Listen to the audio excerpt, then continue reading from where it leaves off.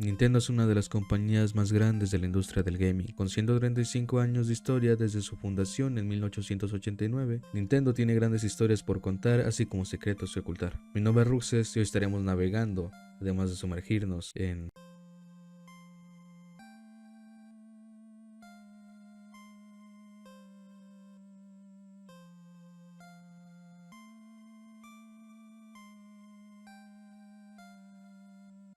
Para arrancar el iceberg tenemos este punto, el cual nos habla simplemente de cómo, a pesar de que el público objetivo de los juegos de Nintendo son jóvenes de entre 4 a 15 años, suele pasar que dentro de la comunidad de varias franquicias de la compañía se encuentra un público mayor al que la empresa apunta. Si no me creen, solamente volteen a ver cualquier franquicia medianamente antigua de Nintendo y verán que dentro de la comunidad ya hay gente mayor de edad. Es algo curioso si me lo preguntan, o puede que solo sea la nostalgia haciendo de las suyas.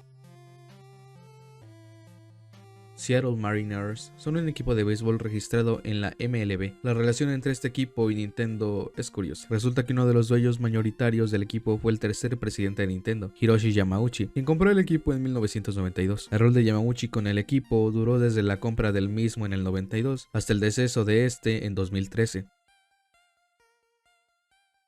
Dentro de la comunidad de Nintendo está el chiste de que la compañía demanda por cualquier cosa, como ponerle a tu hijo Mario. Fuera del chiste interno, la empresa sí ha tenido sus controversias legales. Una de ellas fue una demanda de Universal Studios contra Nintendo. Resumiendo el caso, Universal reclamaba que Nintendo estaba violando los derechos de King Kong, esto por el juego de Donkey Kong. El resultado de la demanda fue satisfactorio para Nintendo, esto a pesar de las múltiples apelaciones de Universal. Nintendo, al tener una larga trayectoria en el mundo del gaming y poseer demasiadas IPs, es normal que un par de ellas hayan sido abandonadas. Hay algunas que, a pesar de no recibir nuevas entregas, tienen cameos en otros medios, como por ejemplo los hermanos de Ice Climbers en Smash Bros. Aunque hay un par de estas que son olvidadas por completo y no se vuelven a saber más de ellas.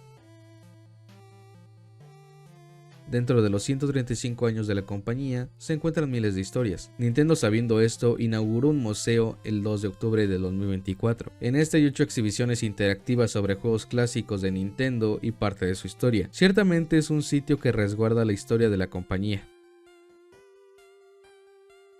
Esta solo es una canción corta de tan solo 19 notas. Tuvo su aparición en un juego que pasó sin pena ni gloria dentro de la compañía. Lo curioso de este punto es que esta canción ha tenido cameos en bastantes juegos de la compañía, tales como Luigi's Mansion, The Legend of Zelda Link's Awakening, Mario Kart 8 y Animal Crossing New Leaf.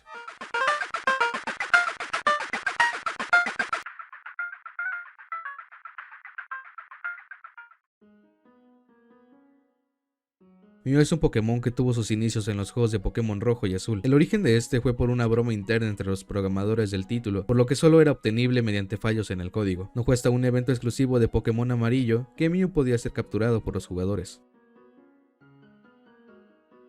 En 1889, el año de su fundación, la compañía se especializaba en producir y comercializar naipes Hanafuda. Conforme pasaron los años, la empresa se expandió en el sector de los juguetes. No fue sino hasta el año 1977 que Nintendo incursionó a la industria del gaming, distribuyendo su primera consola, la Color TV Game.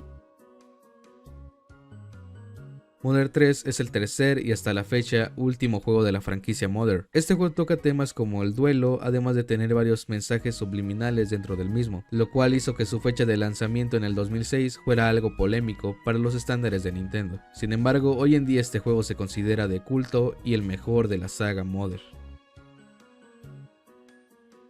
Este punto nos habla de una teoría algo rebuscada pero interesante. Esto trata de cómo el personaje de Cranky Kong es el Donkey Kong que aparece en el juego de 1981. Por lo que, según esa teoría, el Donkey Kong actual es un descendiente de Cranky Kong, el cual vendría siendo el original.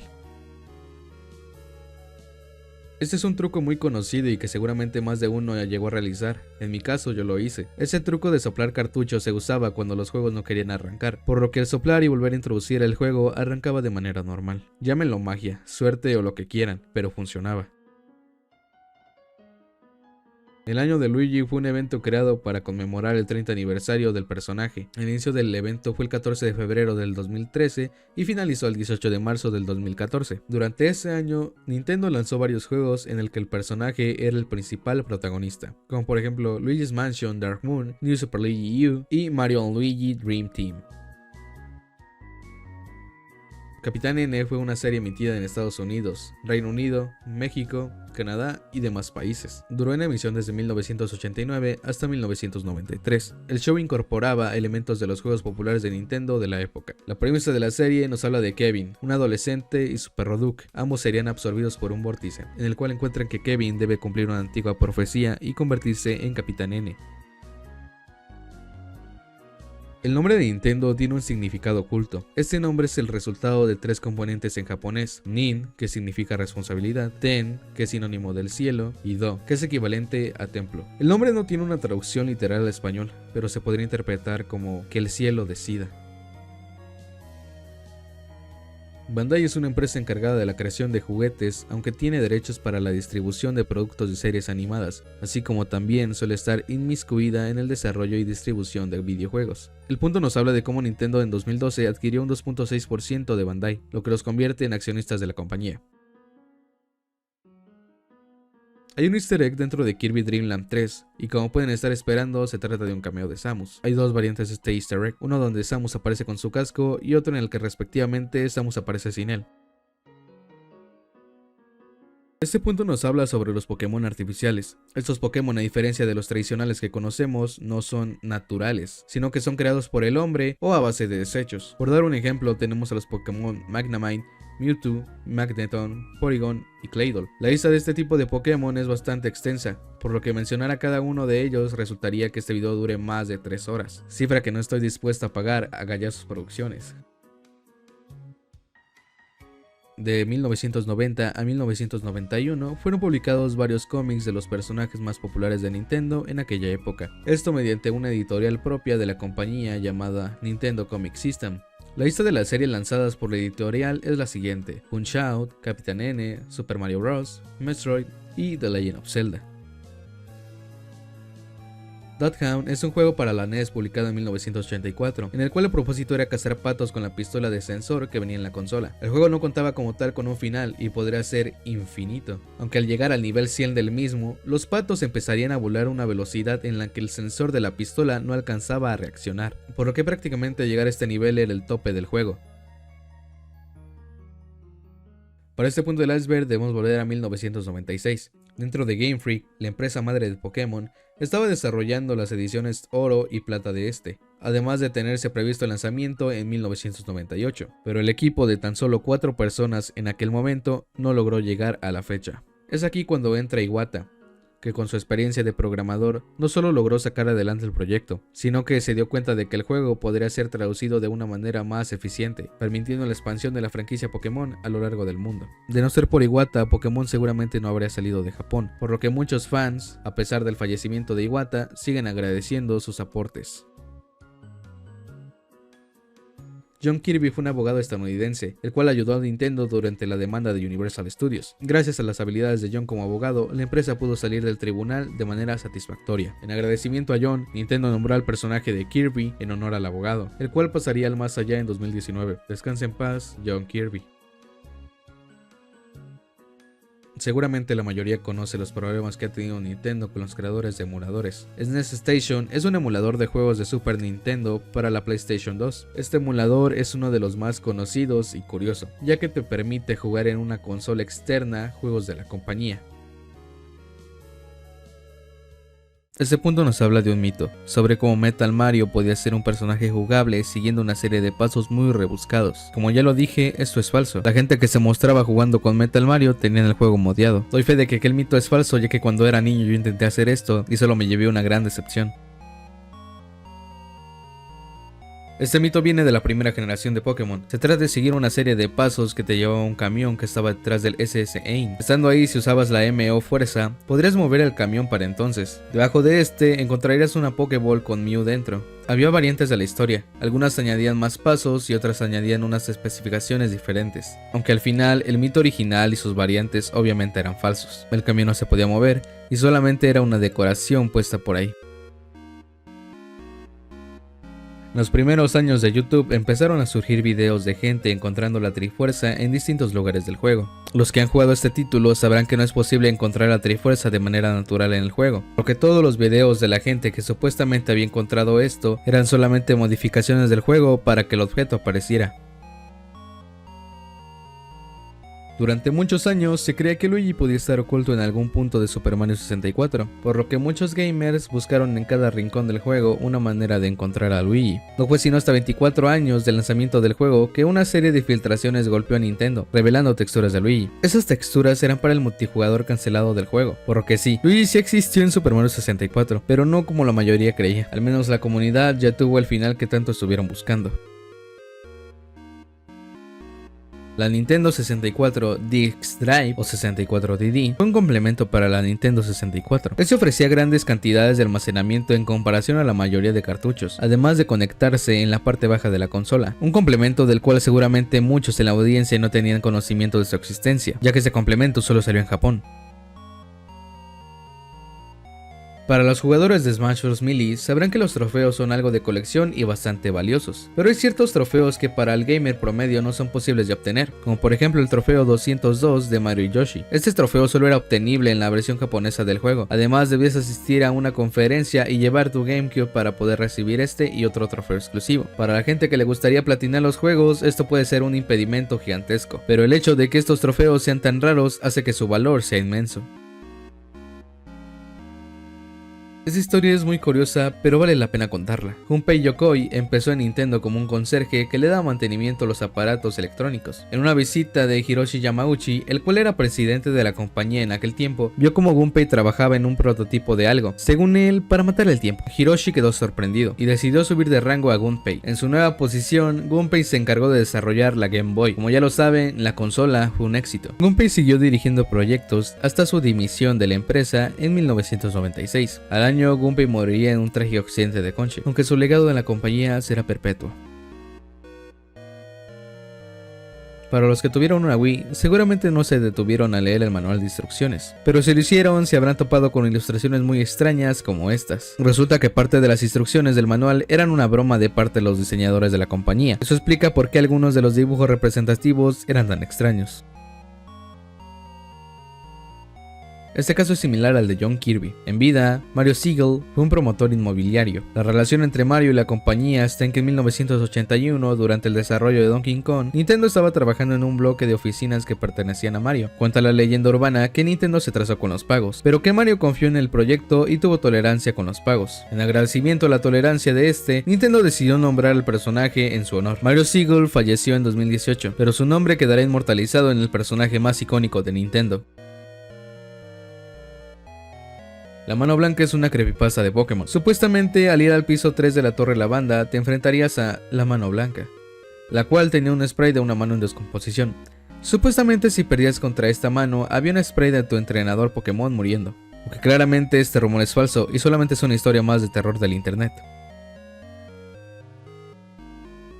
Nintendo PlayStation era un periférico que estaba siendo desarrollado por Nintendo en colaboración con Sony. En 1991, Sony mostró el resultado, el cual era una consola llamada PlayStation y no un periférico como tal. Esta consola era compatible con todos los juegos de la SNES. Por problemas de licencia, Nintendo decidió abandonar el proyecto y aliarse con el rival de Sony, Philips. Entonces se llegó a un acuerdo legal sobre la consola. Nintendo se quedaría con el software y Sony con el hardware. Años después, en 1994, Sony lanzaría PlayStation, la cual terminaría siendo un éxito. Por otra parte, la alianza Nintendo-Philips resultó ser un fracaso total. Dentro de Zelda Breath of the Wild, hay un personaje muy parecido al difunto actor Robin Williams. Supuestamente, este es un homenaje de parte de Nintendo, aunque la compañía nunca admitió públicamente que fuera tal cosa, aunque tampoco lo negó. Pokémon Espada y Escudo, lanzado en 2019, fue recibido de una manera pésima por los gamers, llegando a tener un 3.5 de calificación por parte de los usuarios de Metacritic. Las controversias fueron variadas. Algunos decían que el juego no innova demasiado, otros se quejaban del estado inicial del juego, el cual tenía demasiados bugs que afectaban a la experiencia de este. Game Freak después de unos meses arregló los bugs, aunque la nota en Metacritic sigue siendo igual que antes. The Wizard es una película estadounidense lanzada en 1989. La película poseía varios juegos de Nintendo dentro de ella y fue la introducción de Super Mario Bros. 3 a Estados Unidos. La trama nos habla de Jimmy, un chico que estaba pasando por el divorcio de sus padres. Resulta que el joven tiene una buena habilidad para jugar videojuegos, y en un punto de la trama hay un torneo con un premio de $50,000. Dinero que podría solucionar los problemas colectivos de la familia del niño. La película en su momento recibió críticas negativas, pero hoy en día hay un sector que la consideran de culto. Bowser es un personaje creado por los fans de la franquicia de Mario. La historia del personaje es sobre cómo Bowser usó el poder de la Super Crown para cambiar de sexo y parecerse a la princesa Peach. Ya saben cómo es el internet y sabrán la cantidad de contenido que surgió a partir del personaje, y también sabrán otras cosas que surgieron de este mismo. Volviendo a la franquicia de Pokémon, tenemos el misterio de Missigno, que viene de las palabras missing, de perdido, y no, de número, que se podría traducir algo como el número perdido. Missigno es un Pokémon glitch de la primera generación. La peculiaridad del sprite provocó que los usuarios que tuvieran un encuentro con el Pokémon inventaran todo tipo de historias, aunque la realidad es que solamente es un glitch. Ecruit Development Program, o por sus siglas ACDP, es un juego poco conocido de Nintendo, lanzado en 2010 para la Nintendo 10. Este juego trata sobre cómo trabajar en un McDonald's. Sí, es un tanto raro, ya que originalmente solo se tenía distribuido a la franquicia de restaurantes de Ronald McDonald, ya que este juego era previsto para el entrenamiento del personal, aunque hoy en día ya hay versiones rondando por internet. El Giga Leak, como es conocido dentro de la comunidad, fue una serie de filtraciones que sufrió la compañía nipona en 2020. De ahí surgieron varias texturas y archivos de juegos de Nintendo. Fue esta filtración con la que descubrimos que Luigi era real en Super Mario 64. Hay miles de descubrimientos que mencionarlos en este video lo haría interminable. La Wii U fue la consola sucesora de la Wii, pero a diferencia de su predecesora, esta consola no tuvo las ventas ni el recibimiento que Nintendo esperaba. Las causas fueron varias, como el catálogo de juegos limitados con el que se contaba en el lanzamiento, como también las pésimas estrategias de marketing empleadas. Esta consola fue descontinuada en 2017, durando 5 años en el mercado. Hoy en día se sabe que la franquicia de The Legend of Zelda tiene un lore bastante extenso, pero antes había muchas discusiones sobre cuál era el orden cronológico de los acontecimientos de los distintos juegos. No fue sino hasta el 21 de diciembre de 2011 cuando se publicó The Legend of Zelda Herald History, que hizo que todas las dudas fueran aclaradas. En el libro se presenta la cronología oficial de la franquicia, aunque con el lanzamiento de Breath of the Wild, la cronología volvió a ser sacudida, por lo que la comunidad sigue especulando del posible orden cronológico de todos los acontecimientos. The Reset Run fue un speedrun organizado por KFC. El objetivo era recrear el mítico pollo frito de la compañía en el menor tiempo posible. Muchos jugadores, streamers y speedrunners se unieron a la dinámica, haciendo que fuera un éxito entre los gamers.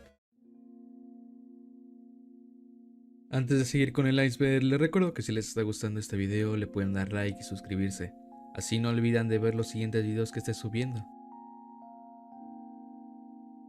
En algún punto del 2006 empezó a circular un video en YouTube. Este mostraba una salida secreta que supuestamente conducía a un nivel extraño de Super Mario World. Al llegar a este supuesto nivel oculto, el usuario se encontraba con un bloque. Al interactuar con él, se le otorgaba el Laser Suite. Mucha gente intentó conseguir el Laser Suite en su momento, pero en noviembre de 2006 se reveló que el video era falso y que solamente era un mod para el juego. El propósito del video era ver cuánta gente podía caer en el engaño.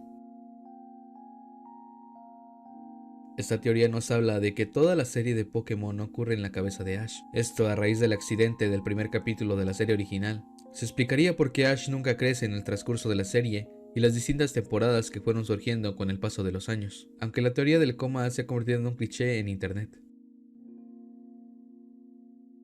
Esto más que un hecho o una curiosidad es una broma interna de parte de la comunidad de Nintendo. Esto porque para el momento en que salió Super Mario World en 1990, los sprites aún no estaban muy avanzados, por lo que parecía que Mario golpeaba a Yoshi cuando la realidad era que solamente le estaba dando instrucciones. Volviendo a la franquicia de Pokémon, tenemos una creepypasta.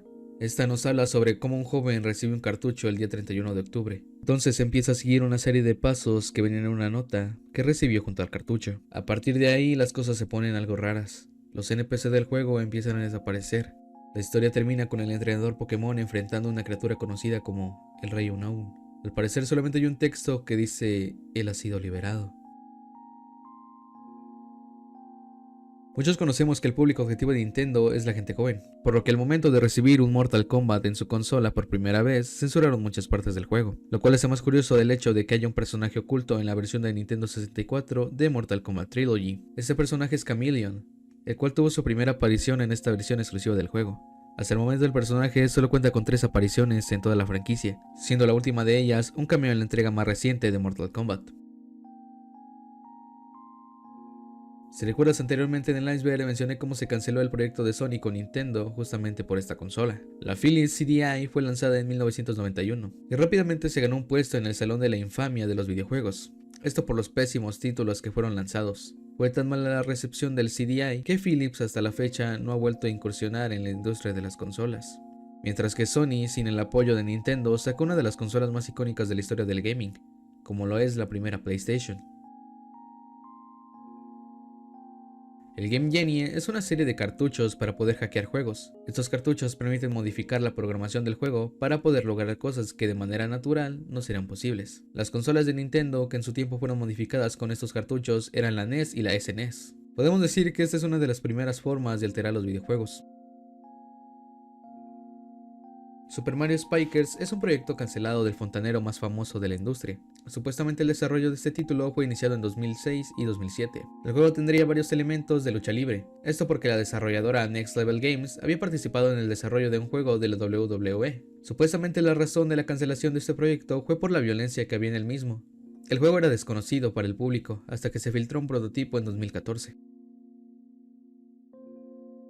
En el primer Pikmin, publicado en 2001, tenemos el objetivo de recolectar 30 piezas de la nave espacial del Capitán Olimar. El jugador debe conseguir mínimo 25 piezas antes de que el lapso de 30 días que tiene el soporte vital de Olimar se agote. Si el jugador no consigue las 25 piezas mínimas, obtendrá el Bad Ending, en el cual el Capitán Olimar se va volando para dejar este planeta, ya que su soporte vital está a punto de agotarse, y él naturalmente no puede sobrevivir. Al despegar la nave da un par de vueltas para después caer, para que finalmente los Pikmin lleven el cuerpo de Olimar a Onion, una especie de nave, la cual hace que surja una combinación entre Pikmin y Olimar, además de recalcar que los Pikmin se ven algo felices después de la muerte de Olimar, y esto es un tanto perturbador. En general el final no tiene nada más en particular fuera de ello, pero puede que algún niño haya quedado impactado por la secuencia. Antes se tenía la creencia que los Koopalings eran hijos de Bowser, pero en una entrevista con Shigeru Miyamoto este confirmó que no era así, sino que solamente eran sus secuaces. La razón por la cual los secuaces le dicen papá a Bowser es por el cariño que le tienen. La Tetrafuerza es una teoría de The Legend of Zelda, que dice que dentro de la Trifuerza hay una pieza faltante. Esto dentro del lore de la franquicia indica que hay una cuarta deidad, que podría ser la diosa del tiempo, y por ende sería la pieza faltante dentro de la Trifuerza. Hay varias teorías sobre este tema y cada una es interesante, por lo que les recomiendo que investiguen por su cuenta diferentes perspectivas de esta misma. Pueblo Lavanda es una ubicación de Pokémon rojo y azul, que ya de por sí es misteriosa. Esto ya que dentro de Pueblo Lavanda se encuentra la Torre Pokémon, un cementerio donde los Pokémon descansan en paz. Hay muchas leyendas urbanas que envuelven esta ubicación y a su peculiar música. Hay un mito que dice que la música junto con la atmósfera misteriosa de Pueblo Lavanda provocó el suicidio de más de 100 niños japoneses. Aunque no hay fuentes que comprueben esto, la atmósfera del lugar ya es bastante extraña de por sí. Como dato curioso, esta canción me da miedo. El Satellaview fue un SATA modem producido por Nintendo para la SNES, aunque la mayor cualidad de este periférico era que permitía a los jugadores descargar todo tipo de contenido a través de emisiones vía satélite, algo bastante innovador para la época. I Am Error es un easter egg que se podía encontrar en The Legend of Zelda 2. Esto ocurría al entrar en una casa de Ciudad Ruto. Al interactuar con un NPC, este se te diría I Am Error. Esto, a diferencia de lo que la gente creía, no era un error de la traducción, sino que era un chiste interno entre los programadores. A partir de ahí, esta frase se ha referenciado y es parte del folclore de la NES. Según un reporte de People, en la Navidad 2007, el príncipe Carlos recibió una Wii por parte de Kate Middleton. Supuestamente a la reina Isabel le gustaba jugar el minijuego de boliche en Wii Sports. Tras que la noticia se difundiera, Nintendo envió como regalo una Wii bañada en oro de 24 quilates a la reina. Este punto es ambiguo, pero según la comunidad de Animal Crossing, Isabel es bisexual, ya que se enamora del personaje independientemente del género. Fuera de esto, no hay más pruebas que sustenten la teoría. Free Millie fue una controversia dentro de la comunidad de Smash. Pero, ¿qué ocurrió exactamente? Todo inició cuando Nintendo envió una cease y desista a Big House, una organizadora de torneos. Esto con el motivo de cancelar un torneo que se está planeando. Esto provocó una gran indignación en el público y entonces jugadores de eSports se pronunciaron usando el hashtag FreeMillie. Mucha gente empezó a spamearlo en todas las publicaciones de Nintendo para dar a conocer su descontento. Esto dividió a la comunidad en dos partes. los que defendían a Nintendo diciendo que Big House merecía esa cesa y desista por temas de propiedad intelectual de la compañía, y los que reclamaban que Nintendo no apoyaba a su comunidad y frenaba los eventos que la misma realizaba. La franquicia de Pokémon no solamente ha tenido controversias en sus videojuegos, sino que también en la serie de televisión. La serie y sus distintas temporadas han estado en emisión desde 1997 hasta 2024, hablando de la historia de Ash, que es la que más episodios y por ende controversias ha tenido. Hay varios episodios censurados de Pokémon y las razones varían. Un ejemplo de estos capítulos es el tan infame Soldado Eléctrico de Porygon, el cual fue emitido en 1997.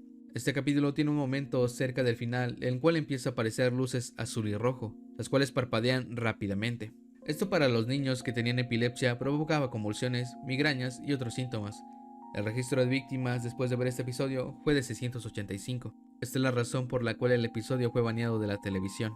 Y así como este capítulo, hay más que han sido baneados, ya sea por tabúes locales, temas políticos y un gran etcétera. Si llevan un tiempo considerable en internet, seguramente recordarán a Wiggy. Para los que no conocen el personaje, les explico.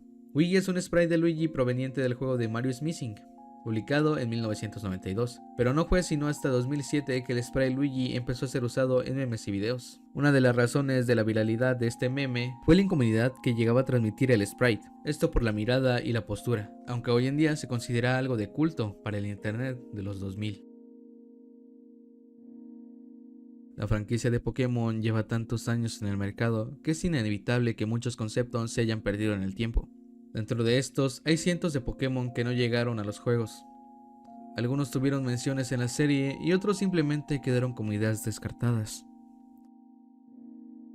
Bien, hasta aquí el video del día de hoy. Lamento si en las diferentes partes del video tenía un tono diferente de voz. Lo que pasa es que el video lo estuve grabando en diferentes días, y les agradezco mucho si es que han llegado hasta aquí.